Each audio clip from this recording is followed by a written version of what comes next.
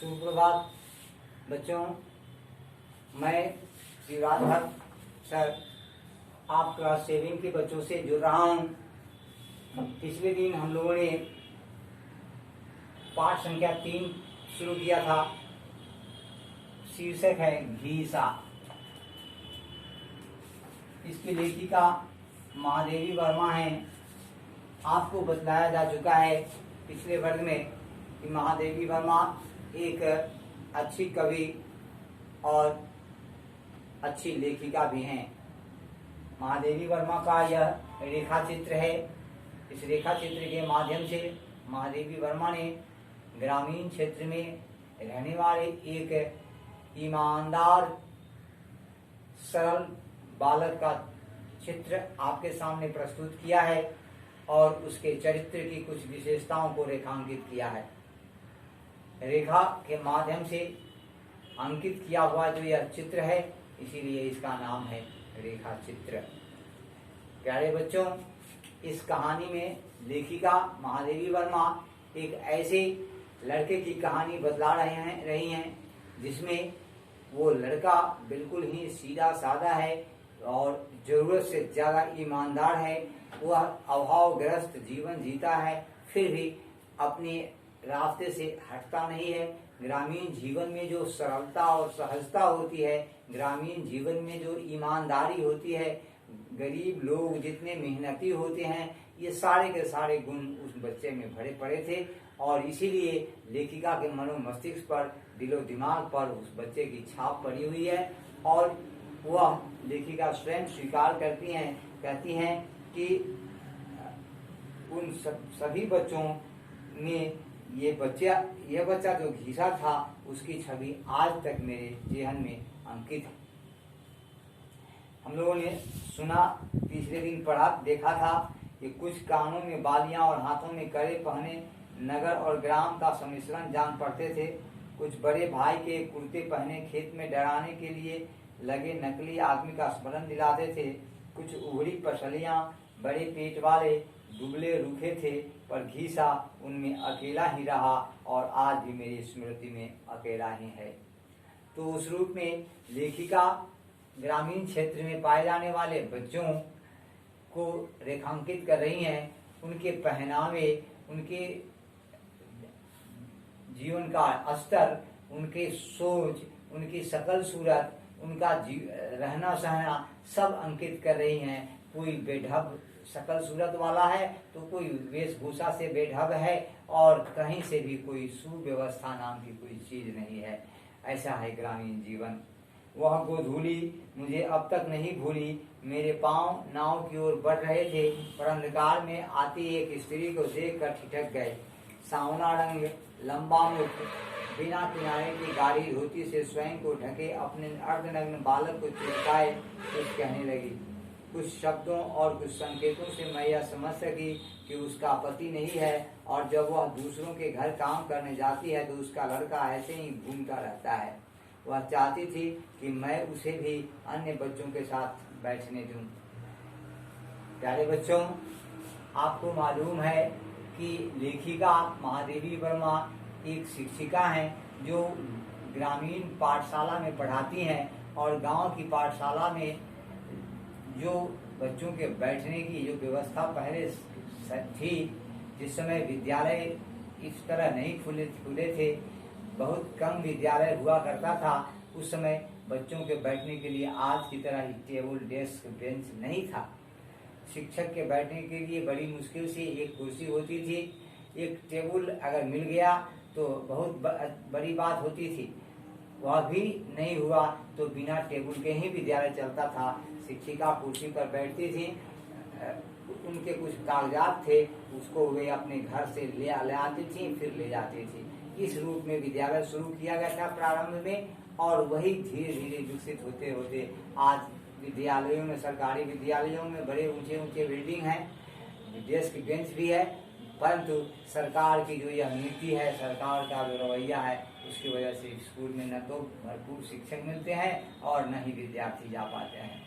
पढ़ाई लिखाई का सारा वातावरण चौपट हो रहा है और सिर्फ कन्वेंट की पढ़ाई पर सारा समाज आश्रित है। प्यारे बच्चों, आप भी किसी कन्वेंट से जुड़े हुए हैं और इस तरह आपकी तरह के कुछ अभिभावकों के बच्चे कन्वेंट से जुड़े हुए हैं। ग्रामीण क्षेत्र में रहने वाले जो गरीब बच्चे हैं, ये तो सरकारी विद्यालय में ही नामांकित हैं और सिर्फ नाम भर है उनका, ना वहाँ उनको पढ़ाई मिलती है और ना वहाँ जा पाते हैं। अगर कभी जाते भी हैं तो ये खिचड़ी खाते हैं और वहाँ से चले आते हैं। ऐसी व्यवस्था में भला कैसे पढ़ाई हो सकती है। खैर, आइए अब हम देखते हैं कि आपकी जो व्यवस्था है, आप जहाँ से जुड़े हैं उस व्यवस्था को। दूसरे रविवार को तो ये लेखिका बतला रही हैं कि वो भीषा की जो माँ है वह कैसे अपने बच्चे को लाती है गोद में और बात ही बात में यह कह जाती है कि मेरा पति नहीं है, मेरा एक बच्चा है। जब मैं गांव के घर घर में मजदूरी करने जाती हूँ तब मेरा बच्चा बेकार बैठा रहता है। आप भी इसको अपने विद्यालय में बैठने की अनुमति दे दीजिए। अब आपकी पाठशाला में यह आएगा और कुछ बैठ कर सीखेगा। दूसरे रविवार को मैंने उसे सबसे पीछे दुबक कर बैठे देखा। पक्का रंग, मलिन मुख, दो पीली बड़ी आंखें और कस कर बंद किए पतले होंठ। वह निरंतर मुझे देख रहा था, मानो मेरी सारी विद्या सीख लेना चाहता हो। धीरे धीरे मुझे पता चला कि भीषा बाप के मरने के बाद पैदा हुआ था। उसका पिता हैजे से चल बसा था। गांव वालों ने मेरा मन फेरने के लिए अनेक बातें बताई, पर भीषा इससे मेरे और निकट आ गया था। पढ़ने, समझने, याद करने, किताब को साफ रखने में उसके समान कोई चतुर न था। कभी कभी उसे उसकी माँ से मांग लेने का मन करता था। शनिवार के दिन वह अपने छोटे दुर्बल हाथों से पीपल की छाया को गोबर से लीप आता। रविवार को माँ के मजदूरी पर जाते ही फटे कपड़े में रोटी नमक दबा गंगा तट पर आ बैठता। जैसे ही उसे मेरी नीली सफेद नाव की झलक दूर से दिखाई पड़ती, वह अपनी पतली टांगों पर तीर के समान बढ़ता हुआ जोर से कहता, गुरु साहब, और पेड़ के नीचे पहुंच जाता। पेड़ की नीची डाल पर रखी मेरी शीतल पाटी झाड़ पोंछ कर बिछाई जाती। सूखी स्याही की दवात और टूटे नींद वाली कलम पेड़ के कोटर से निकालकर यथास्थान रख दी जाती और कुछ विद्यार्थी मेरे स्वागत के लिए प्रस्तुत हुआ। महीने में 4 ही दिन मैं वहां पहुंच पाती थी। मुझे आज भी वह दिन नहीं भूलता जब मैंने कपड़ों का प्रबंध किए बिना बच्चों को सफाई का महत्व बताया था। दूसरे रविवार को कुछ बच्चे गंगा जी में इस तरह मुँह हाथ धोकर आए थे कि मैल रेखाओं में बट गया था। कुछ मैले फटे कुर्ते घर पर रखकर अस्थि पंजर रूप में ही आ गए थे, पर भीषा गायब था। लड़के कानाफूसी करने लगे। पूछने पर पता चला कि भीषा की माँ को रात ही मजदूरी के पैसे मिले हैं। सुबह वह काम छोड़कर साबुन लेने गई है और भीषा अभी कपड़े धो रहा है। प्यारे बच्चों, ग्रामीण क्षेत्र में जो अभाव होता है जीवन में, और खासकर वैसे व्यक्ति के जीवन में जिसका पति मर गया हो, जिसके पास खेती बाड़ी नहीं हो, जिसे जीविका के लिए नौकरी, और वह भी ग्रामीण क्षेत्र में घर घर में घूम कर नौकरी करनी पड़ती है। घर घर में जाकर के चूल्हा चौका करना पड़ता है, बर्तन भाड़े धोना पड़ता है। उस माँ की व्यथा इस कथा में व्यक्त होती है। प्यारे बच्चों, वह माँ जब अपने बच्चे के लिए पढ़ाई की व्यवस्था करती है, उस बच्चे में, उस भीषा नाम के बच्चे में कितनी गुरु भक्ति है। गुरु जी को देखते ही वह कैसे उत्सुकता पूर्वक उनसे मिलता है, कैसे उनको अभिवादन करता है, यह सब अनुकरणीय है हम सब के लिए। आप सब जब विद्यालय में आते हैं, आपको बार बार कहा जाता है, प्यारे बच्चों सुप्रभात, तब आप प्रार्थना की पंक्ति में कहते हैं सुप्रभात सर। लेकिन कई बार आपको यह भी बताया जाता है कि आप जब विद्यालय में आते हैं तो गुड मॉर्निंग करना न भूलिए, गुड मॉर्निंग कीजिए। बार बार कहने के बाद भी सभी बच्चे गुड मॉर्निंग नहीं कर पाते हैं। कुछ बच्चे गुड मॉर्निंग प्रणाम नमस्कार करते हैं और कुछ बच्चे डरे डरे से, अनमनस्क से, अनदेखे से चले आते हैं।